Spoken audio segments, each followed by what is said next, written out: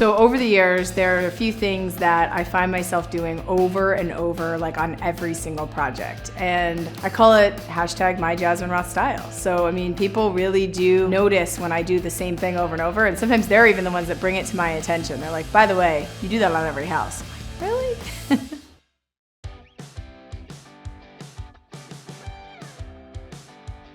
One of the ways that I keep my designs really cohesive is keeping the number of colors I use to a minimum.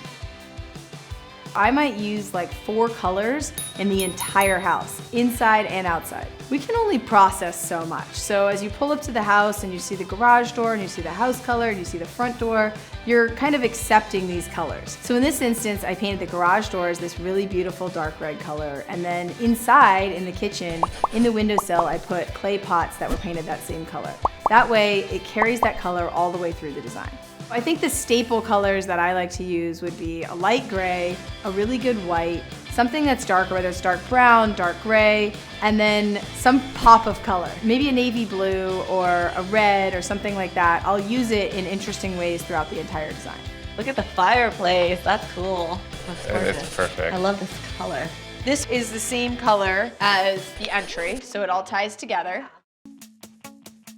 I love when houses have fireplaces because I see it as an opportunity to make a really beautiful focal wall. I mean, even just painting the brick is always a great step, but you can take it one step further. I mean, you can add tile, you can add wallpaper, you can use a vintage mantle to really set the space off. I mean, I was trying to pick out a tile that's almost like a subtle nod to the beach, right? I didn't want to go like totally kitsch and have like surfboards and seashells, but this is kind of like, you know, it's like a fish scale or like a mermaid tail or something. So I want this to be a focal point of the room, something they're like super proud of. They come in, they're like, oh, I love that fireplace, like every single day. Maybe it's easier to add stucco on the entire fireplace. It's even, it's like symmetrical. The firewood holder is so cool. Once the dust has cleared and the construction is done, it's time to add back all the furniture and the finishes and everything that's soft and cozy to make a space really feel truly done. Cut the clutter. Don't use anything that's smaller than your head when you're dressing shelves or even putting things on your coffee table. If you must, nothing smaller than your hand. The more tiny little things you have around your house, the more cluttered it feels. If you need to use little things or you want to display small things, display them in groups of 3 with a bigger thing to anchor them. Another good thing to keep in mind when finishing a space is to have various sizes of pattern and texture. You don't want everything to be super little tiny prints because it's gonna feel really, really busy. But if you have everything that's just solid colors, it's gonna feel really boring. So having various colors and textures in a space make it feel really finished and really welcoming. Not bad. The way that I like to do that is layering rugs. The simplest way to do it is just put one right on top of the other. You can offset them, you can kind of layer them so they create a pathway. It's really just what makes you happy. When picking pillows for a couch, it's really nice to have different sizes and different textures. Maybe there's one that feels like a sweater or something that's woven. Maybe there's one that feels a little bit more like cool and very simple. It's usually nice to have a smaller pillow in the front, a medium pillow behind it, and a nice big pillow to anchor the whole couch. You don't want the pillows to be so much that you can't sit on the couch, but if you have to move 1 or 2, that's fine. Plants are so important in design. If you have a beautiful room with no plants, chances are it doesn't feel finished. My rule, add green to every single space. Too much? So one of the important ways to add plants into your space is to really think about the size of the plant compared to your space. So you don't want to have like a teeny little cottage that's full of like these giant palm trees. So it really makes sense to make sure that the scale of your plants fit the size of the space.